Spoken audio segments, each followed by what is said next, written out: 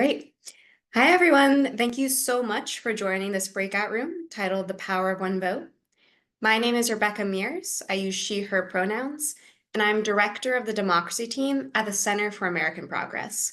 So a little context on that. The Center for American Progress is a nonpartisan think tank, which really prides ourselves on putting forward bold, progressive ideas and policy suggestions to help make a better America for everyone.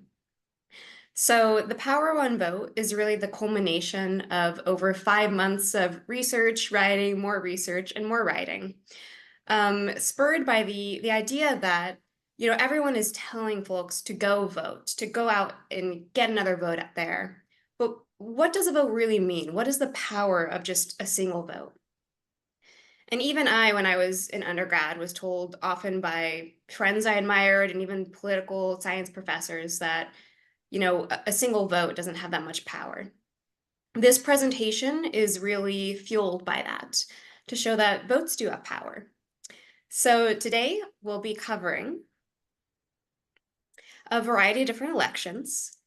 We'll have presidential elections. We'll look at the last two ones, so 2016 and 2020. Then we'll look at congressional elections.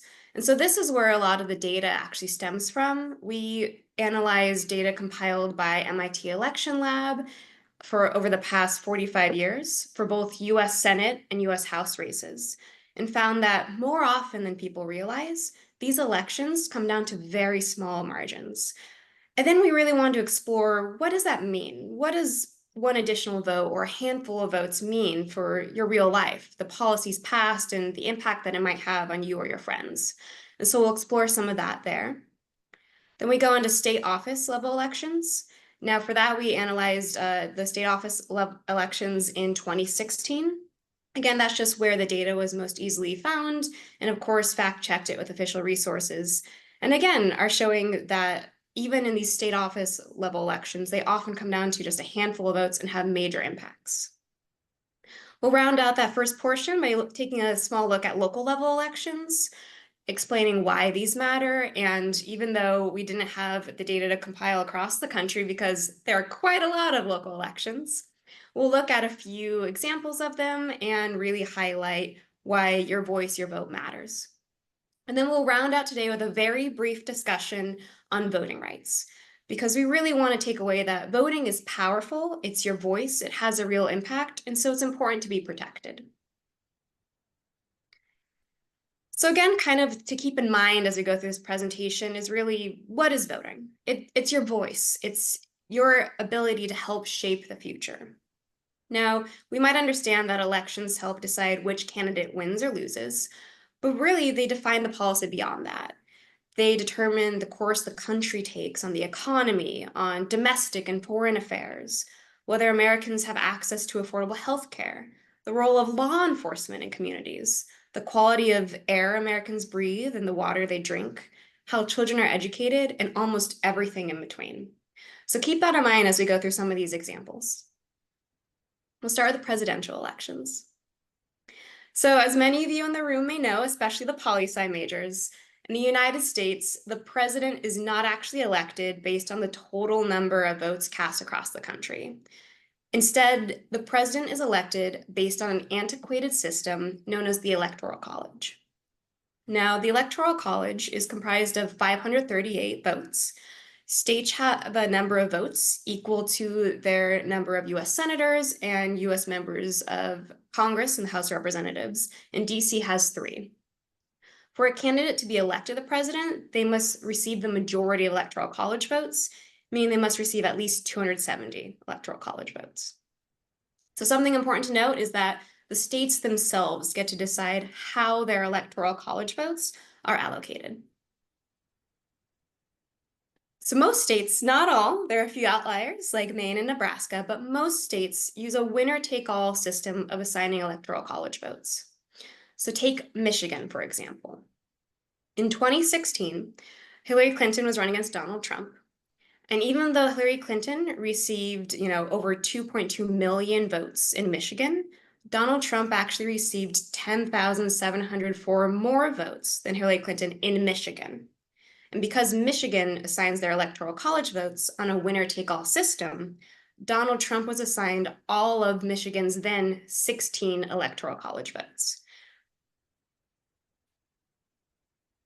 So this system means that the winner of the presidential election is not always the person who receives the most votes cast across the country. In fact, 5 times throughout history, the candidate that received fewer total votes was elected president. This also means that the past few presidential elections have been closer than you may have realized. So when we talk presidential elections, we're talking people who cast millions of votes. The 2020 presidential election had 158 million votes. The 2016 presidential election had over 130 million votes. But when you break down the margins, you start to see things are closer. So in 2016, Donald Trump became president because he secured more electoral college votes than Hillary Clinton, despite the fact that Hillary Clinton received almost 2.9 million more votes cast across the country. When you break down where Trump won those electoral college votes by the narrowest margins, you find that actually the 2016 election was determined by 77,744 votes cast across just 3 states. Michigan by 10,704 votes, as mentioned earlier. Pennsylvania by 44,292 votes, and Wisconsin by over 22,000 votes. And I included the percentages there as well to show that when you really factor into, when you really take into account the percent of all votes cast, we're really talking about small margins here. But to put that in a better perspective, that's just slightly more than the number of people who attended the Eras Tour in Pittsburgh on June 17th, 2023. And as a quick aside there, if you're wondering why I chose such a grainy photo, I took that photo because I got to go to the Eras Tour concert, and whenever you get to brag about going to the Eras Tour concert, you do. So that's there. But really, you should put it into some perspective that the numbers we're talking about here, they're within reach. They're within the amount that we can see in stadiums. But let's put that in a little more perspective too, because we're talking about the power of youth, right? So when you look at the power of 18 to 24-year-olds, taking those small margins of those states, you have Michigan, again, by about a little over 10,000 votes. When you look at the registered number of 18 to 24-year-olds in the age range who didn't vote, you get to an estimated 145,000. When you take into account citizens in that age range who didn't register, you have over 360,000. And the same goes for the other 2 states that we look at these small margins with. You have Pennsylvania, again, a little bit over 44,000 votes. And registered in the age range of 18 to 24 who didn't vote is estimated to be about 139,000. And citizens in the age range who didn't register is estimated to be about 410,000. And Wisconsin, it's a little different. You have that Donald Trump won that state by about 22,748 votes, and the registered in the age range who didn't vote is estimated to be 20,000. That is actually smaller than the margin, but when you look again at the citizens in this age range who didn't register, you have about 261,000, which is well above the small margin. So again, this presentation is not about, advocating for voting for or against any candidate or particular party. It's really to show that voting is powerful, and oftentimes these small margins that we might not even know exist when we are faced with the multitude of numbers of millions of voters being cast, you have more power than you may think. We're going to look again at 2020, and you'll see a familiar story starting to shape out here. So more than 158 million people voted in the 2020 presidential election. And Joe Biden received over 7 million more votes than Donald Trump when you take into account total votes across the country. When you have to remember that Joe Biden actually won because of the electoral college votes. And when you break down the states where Joe Biden won electoral college votes by the narrowest margin, you actually see that the election was ultimately decided by just 42,918 votes. Arizona by a little over 10,000 votes. Georgia by a little over 11,000 votes. And Wisconsin by a little over 20,000 votes. Now let's put that one in perspective too. I promise this one will not be Taylor Swift related as much as I love her.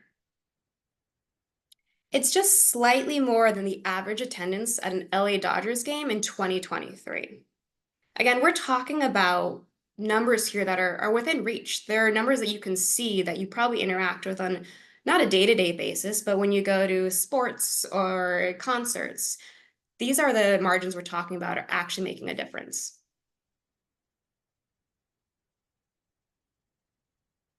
And when you put that into context, again, with the power of 18 to 24-year-olds,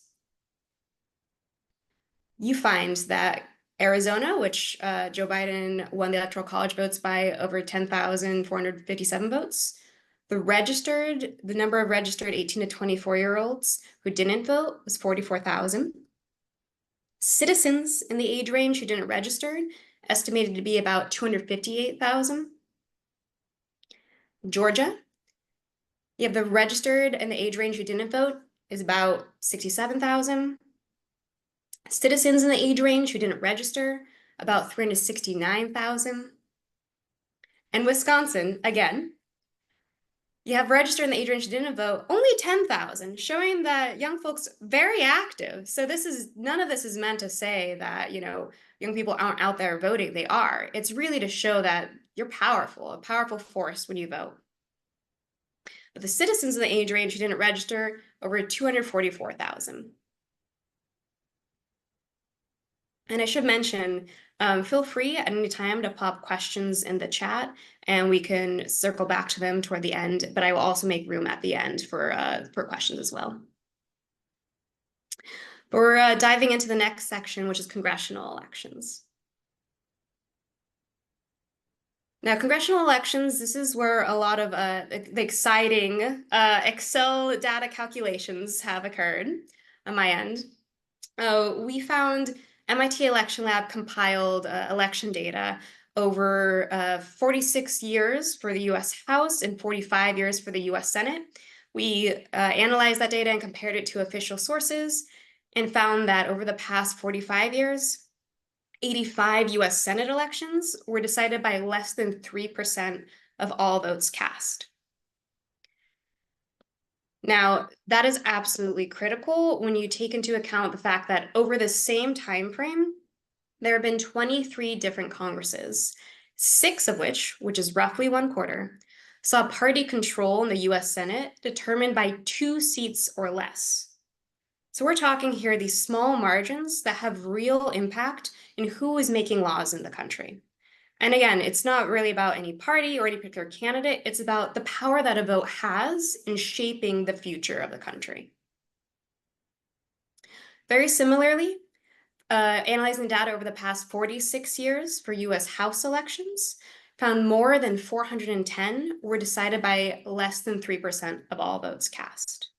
So we're going to spend a little bit of time now digging into a few of these specific elections and really exploring the real world impact of these votes. Because it's one thing to say that these margins are small and you have power to change them or power to impact or influence, but another to figure out what does that mean for real world? What does it mean for life? Well, we'll do power of 18 to 24-year-olds first before we get into the policy examples. So it can be a little more difficult to find age data the more granular you get when you get away from sort of looking at national or state level, and especially when you're talking about historical elections going back in time. But of those 85 close US Senate elections that I just mentioned, I was able to find age data for 44 of them. And of those 44 elections, if 18 to 24-year-olds who were registered to vote but did not vote had instead voted, then in every single one of those 44 elections, young voters could have changed the election results. So again, the power is there for the taking. It's about showing up and using your voice and your vote. When you look at the 10 closest US Senate races, you see that we were talking about some very small margins here.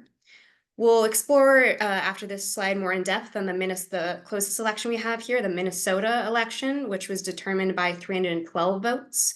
Margin so close, that's 0.01% of the total votes cast in that election. But really, I have this slide up here Again, to emphasize that it isn't about any one party. It isn't about how popular or how famous a politician may be. All politicians are subject to votes, and these votes are a lot smaller than we may realize. So you can see up there on the second level, we have Democrat Harry Reid, who is a powerful leader in the Democratic Party. He had a close election. You can always also see at the very end of this list, the 1984 Kentucky election, where Mitch McConnell actually defeated Democrat Walter D. Huddleston. I want to mention this one because many people have heard of Mitch McConnell and seen the impact that policies have had. And this is actually Mitch McConnell's very first election to the U.S. Senate, and he won by only 0.41% of the vote. So again, it's really about votes having a huge impact regardless of who is there. It's holding people accountable and using your voice to have an impact. So going back to that close U.S. Senate election in Minnesota, where Al Franken won by 312 votes, when we're talking about what the impact of that is, what does that mean? You can actually say that those 312 votes were responsible for 40 million Americans getting access to affordable health care. This may surprise you, but we'll break it down. So in Minnesota's 2008 U.S. Senate race, Al Franken ran against the Republican incumbent, Norm Coleman. It was a hotly contested election. Some people on the call may remember it, some may not, but we'll walk through it a bit. It was so close that there was a recount and actually months of litigation over what sort of ambiguous ballots, whether they should be counted for one candidate or not. It was ultimately determined months and months after the election. A court determined that Franken had won the election by just 312 votes. Now we have to go back to another antiquated system before we get to how that allowed over 40 million Americans to have access to affordable health care, something known as the filibuster. So the filibuster is a tool in the U.S. Senate that allows a U.S. senator to halt the legislative process simply by objecting to a proposed bill. Once upon a time, a senator used to have to actually go and talk against it and hold the floor and talk and talk and talk. Now it can actually just be threatened, just honestly, even an email saying, I don't like this, we're going to pause this. And if a bill doesn't have 60 votes to overcome that objection, it can't move forward, no matter how popular it might be. This allows the U.S. senator, sometimes representing as little as 11% of the country, to just stop the legislative process. So it can be hard to get actual, policies put through. But Al Franken's election win was the vote needed to provide Democrats with a filibuster-proof 60 votes in the Senate, which allowed the passage of the Patient Protection Affordable Care Act, which many people just call the Affordable Care Act. Some other people might call it Obamacare. And that passed by a vote of 60 to 39 and was able to bypass the filibuster. Now, the ACA, it helped over 40 million Americans get access to affordable health care. It dropped the nation's uninsured rate from 17.8% to an all-time low in 2023. It included provisions such as expanding Medicaid, and a very popular provision, I'm not sure how many on this call may know, but if you're still part of your parents' health insurance, you're under 26, this act is actually what allowed that to happen. That it wasn't the case always. And on top of that, it also reduced the number of uninsured rates across the country and stopped insurers from discriminating against people who had pre-existing conditions, which is estimated to be about 135 million people under the age of 65. And again, all of this is due to 312 votes in one state. Looking at the US House, you'll see a similar story start to come to shape. We have very close elections in the US House. You'll see that the vote margins here are actually as small as literally a handful of votes, of 4 votes or 6 votes or 21. And again, they cross across parties and also states. It's not any one state that has these close elections. You see that one, the closest was in Indiana, but you also have New York up there. So it's regardless of how populous a state is or how popular a certain member might be, votes are really powerful. There's a fun little story that developed while looking at this analysis, which was North Carolina's 11th US congressional district. From 1982 to 1990, the seat changed political hands multiple times, each of which determined by a margin of less than 3%. In 1982, Democrat James Clark defeated the incumbent by 1,325 votes, just 0.77% of the 171,000 votes cast. But wait, 2 years later, they faced off again, and this time Hendon defeated Clark by just a bit over 4,000 votes. But wait, what happened again 2 years later? They faced off yet again, and this time Clark defeated Hendon by about 1.39% of the vote. This is every 2 years. These two guys battled for who would become the representative, and each time the winner was determined by a handful of votes. 2 years after that, Clark faced off a new challenger, so Hendon wasn't in it anymore, Republican Charles Taylor, but they also had similarly close elections. Clark won re-election by just slightly over 1,500 votes. And 2 years after that, Taylor ran against Clark, and this time he won by about 1.33%.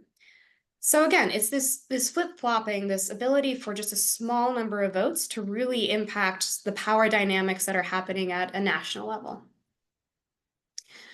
Then one more example for the House. I'm originally from California. I don't know how many West Coasters we have on this call, but often as a Californian, I'd be told, if my vote doesn't matter at the federal level, it doesn't matter at the state level because California has so many people. In fact, it's estimated that there are about 22 million registered voters in California. But I don't subscribe to this. I always have been about voting and expressing my voice. And it actually an amazing example of this happened just a few months ago in in a primary among Democrats, but in a primary in California in March 2024. So California's primaries work a little differently. Actually, the top two that win in a primary, regardless of party, move on to the general election. In this one, it just happened that the candidates we're talking about were Democrats, and there actually originally was a tie vote. There was a clear first place winner, so a clear candidate who's going to move on to the general election, but there were tied votes for second place, and they had tied with about 30,249 votes each. There was a recount, and before I took this job at Center for American Progress, I actually was an election lawyer. So just want to make a quick aside that recounts are normal processes, especially when you have small vote margins. They're just to determine that the vote total is correct and to, if there's any ambiguity in ballots, to make sure that those are looked at again and counted correctly. So nothing to be afraid of if they change the results by just slim margins. It's what a recount is for. And in this case, the recount showed that one candidate's total should have been 12 votes more, and the other should have been 7 votes higher, and thus second place was actually determined by just 5 votes. But it didn't have to be this way. If you look at the number of registered voters in the district, you had over 444,000 registered voters in the district, but only slightly over 182,000 voters cast a ballot. Now remember, the ultimate determining factor between who would move on to the general was just 5 votes. So you're talking about so many people who might not have believed that their vote mattered or their voice mattered or that what's one additional vote? Here's a prime example, even in some place like California. And actually the candidates were asked when, things were still tied before the recount, and both of them separately said every vote counts. We're going to shift gears a little bit away from the federal elections and go into state elections. Again, feel free to pop any questions or comments in the chat, keep it a little lively. I always hesitate to make things, the Rebecca Mears show, so feel free to participate any way that you'd like to. So in state elections, we were only able to get data easily for the year 2016, but that provided a lot of insight as well. In the year 2016, more than 340 state office level elections, so we're talking about, state legislature, AGs, governor, they were decided by fewer than 500 votes. Of those, more than 85 were determined by fewer than 100 votes. Keep in mind, this is just 1 year of data. I'm sure that most of us here on our social media channels have probably more than 100 friends, or have at least more than 100 folks that we have when we take into account how many people sit in our classes day to day, or that we walk across, a main quad with. These numbers are small. And so let's look again at the power of 18 to 24-year-olds. So data can be a little harder to find. Again, the more granular you get, it can be a little more difficult to find data on age levels and voting. So of the elections we talked about earlier, we were able to get age data for 323 of those state office level elections. And instead of getting, registered voters, you're able to find just the population totals. So the population of 18 to 24-year-olds was large enough to have potentially changed the results in 302 of those 323 close state office races. That's over 90% of the races. Just think about that for a second. These are huge decision makers. The policies that impact you almost on a day-to-day basis of what your state has to say about your access to basic healthcare, or what your state is doing on certain other issues, is really up to who decides to vote. So we'll dig into some deep, of the policy implications. Don't want to leave you hanging on that. Where we talked about in the US Senate 312 votes, now we're talking about 321 votes. Again, Minnesota, and that's just one of those weird coincidences that would pop up in the data. But in 2022, in a race for Minnesota's state Senate district, Judy Seeberger defeated her opponent by just 321 votes. And you may think, okay, that's just one race, that's just one seat in the Minnesota State Senate. What does that really matter? Well, that win was able to give the Democratic Farmer Labor Party of the Minnesota State Senate a trifecta, meaning that it was able to give them the state house, the state senate, as well as they had the governorship.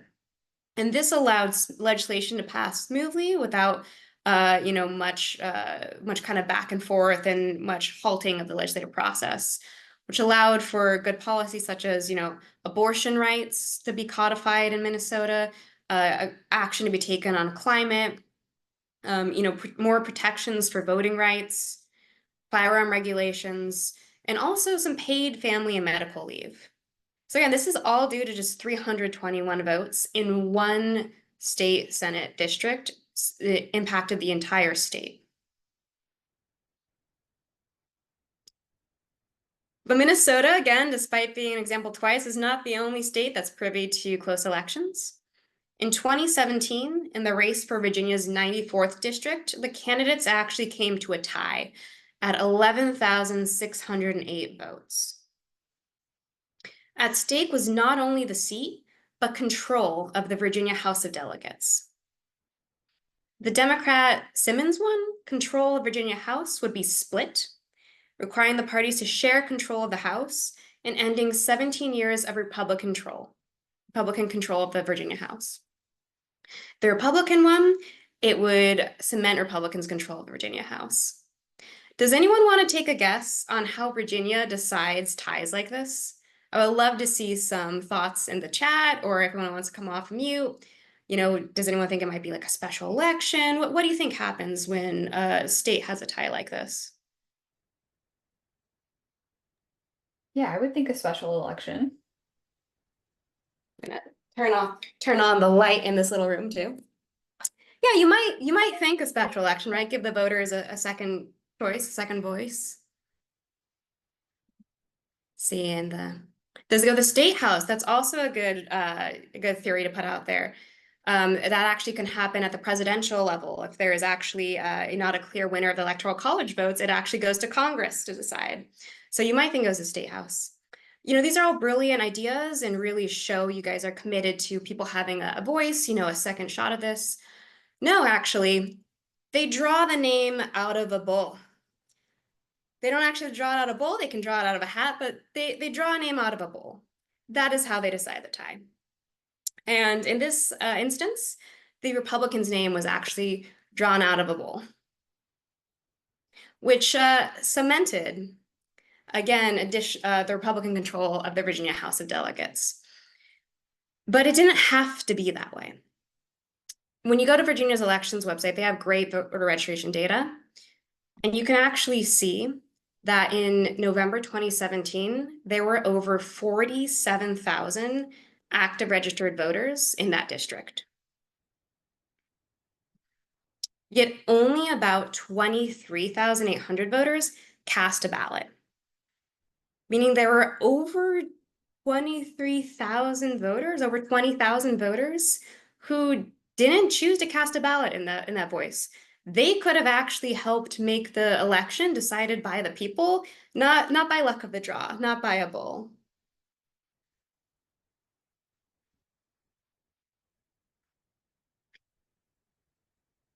But I don't want to say that in those instances that casting a vote doesn't matter. Even if your candidate loses, because the other candidate got more votes or because of a silly rule where they're chosen out of a bowl, votes do matter. Simmons, even though her name wasn't pulled from the bowl, she actually believes that the votes that were cast for her influenced the policies that her opponent and winner took on Medicaid expansion. So she was quoted as saying, I think that was one of the outcomes of our tied elections, really forced the issue of Medicaid expansion. And really, I pressured him to vote for it. And I know many of his constituents were also calling for him to end up where he did. And I think it's because of the close election. And indeed, Yancey actually did vote to support the Virginia budget, which included Medicaid expansion. As of May 15th, 2024, more than 650,000 individuals were enrolled in Medicaid in Virginia because of the expansion. And more than 900,000 individuals have received services since Medicaid was expanded in the state. So again, it's, the voters could have actually made the choice instead of the bowl, and that would, of course, be preferable. But it's not to say that the people who cast their votes didn't matter. Casting a vote, even if your candidate doesn't win, can really have an impact on policy by showing folks what you support and what you stand for. I like the comment that that's not about Virginia and how that's crazy. I will say, not the only state that does that. A lot of states actually decide their tie votes by things such as drawing names from a hat or flipping a coin or even pulling a number from a deck of cards and seeing who gets the higher number. I am not sure, though, in that term whether an ace is high or low. I imagine they'd have to decide that before they draw cards. They're going to shift gears again to local elections.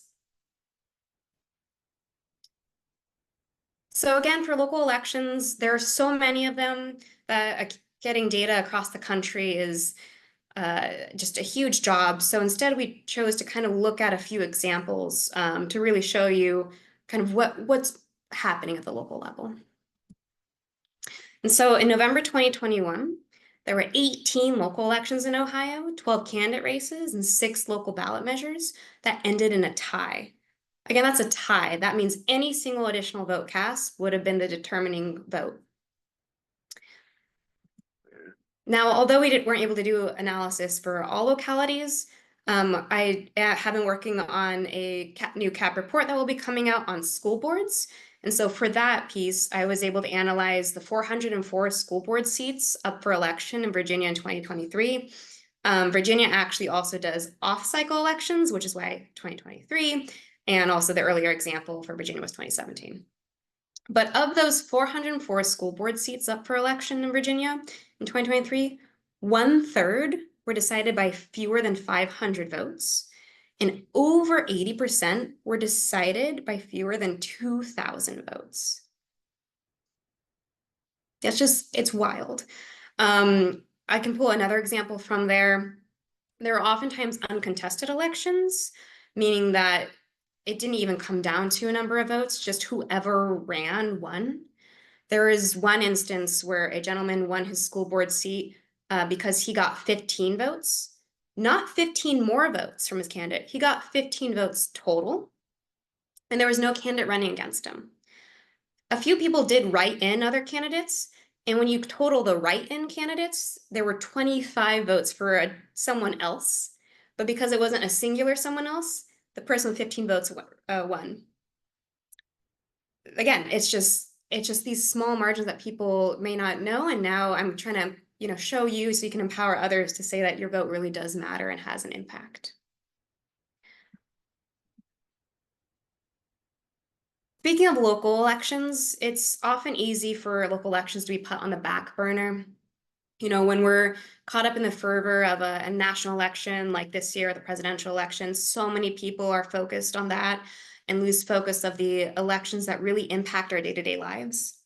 Local governments oversee zoning decisions, which determine where you can live, where you can work, where you can shop, housing services, parks, libraries, recreation centers, fire departments, law enforcement, emergency medical services, trash collection, utilities, road maintenance, the list goes on. If you interact with something day to day and there is a government involved, there's a good chance that it's actually the local government who's making decisions about those instead of the more state or federal elections. When you look, local governments actually control an estimated $2 trillion spending. So who's really helping decide how that $2 trillion is spent? It's not that many people. It's estimated that only 27% of eligible voters vote in the typical municipal election. But I gotta tell you, there's a lot of scholarship that debates this number, and most people put that at much lower.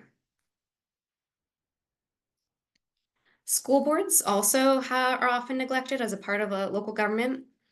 In fact, I didn't actually even know this until I started doing more research on school boards, but they make up the largest group of elected officials in the country.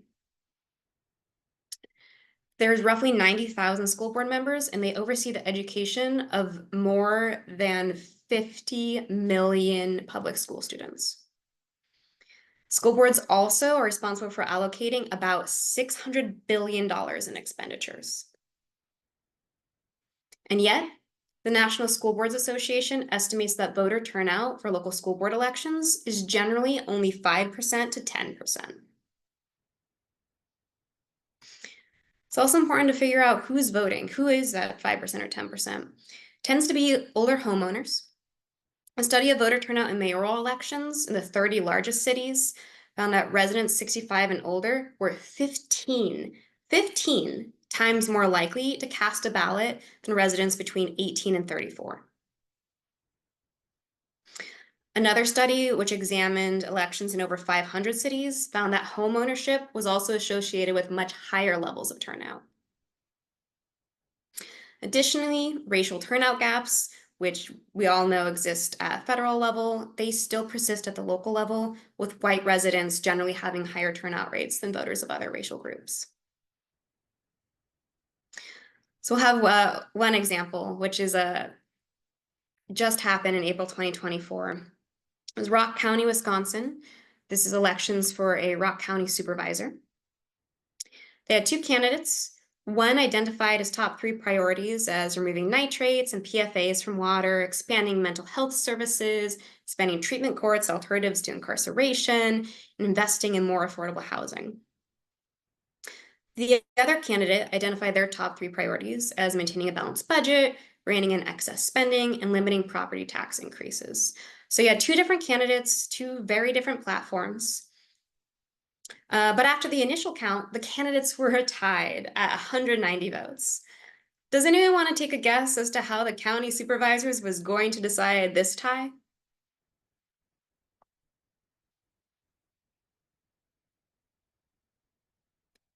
You're probably thinking, it's Wisconsin, it's not Virginia, but maybe they're going to pull a name from a hat.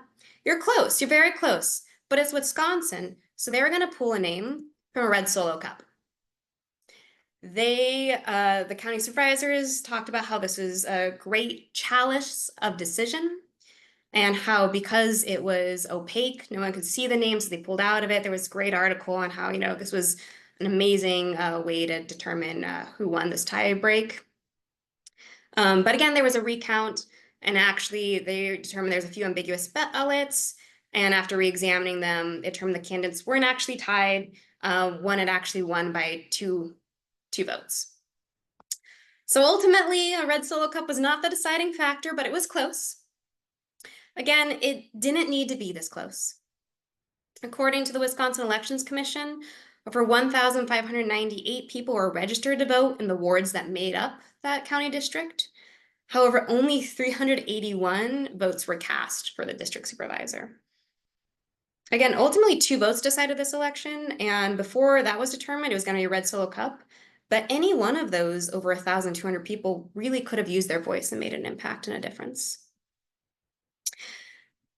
We're almost at time, and so we'll conclude here with just a very brief discussion of voting rights. This is by no means an in-depth one. Always happy to give more talks on that, but just to sort of wrap it up and put a little bit of a pin and bow on it, is that now that we know that votes are powerful and that they make a huge impact, it's important to protect them.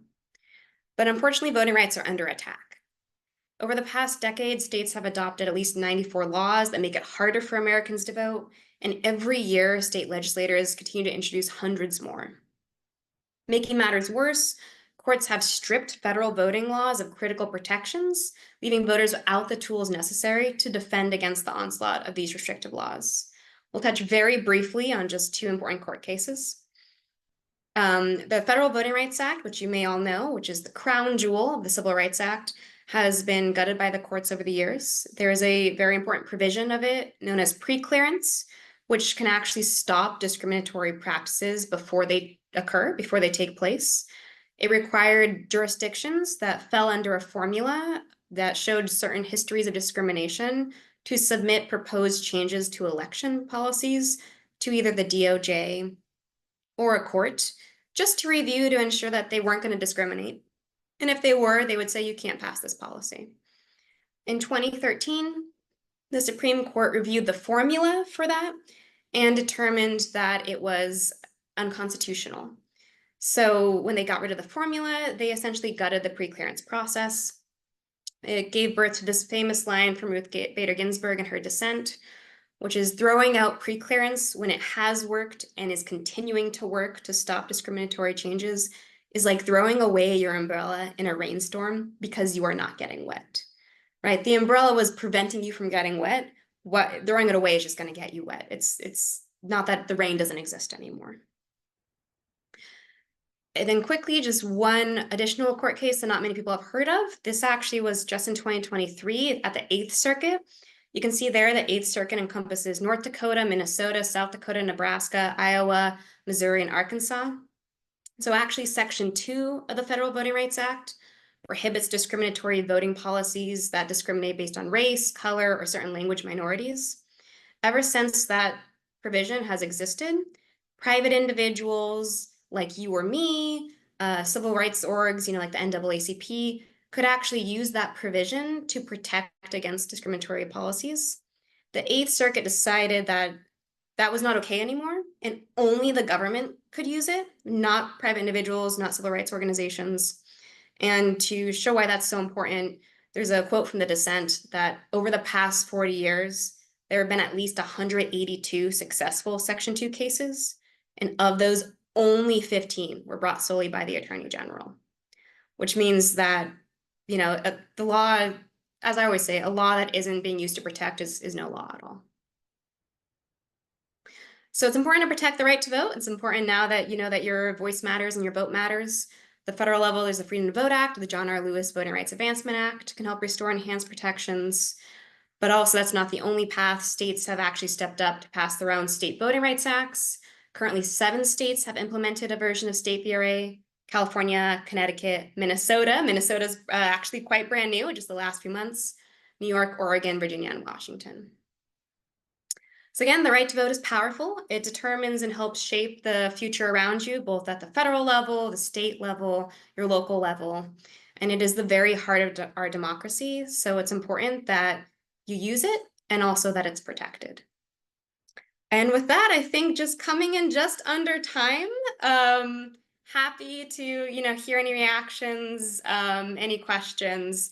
And sorry that it was a lot of monologuing, but I hope that this really gives you some helpful information to get out there. And if anyone ever tells you your vote doesn't matter, here's the proof that it does.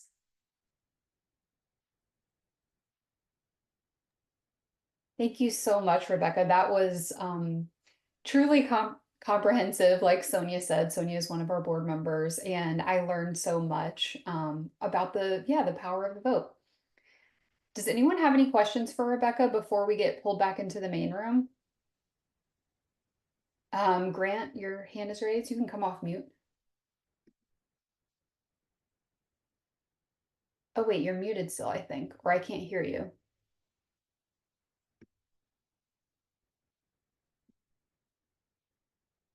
No. Could you type your question?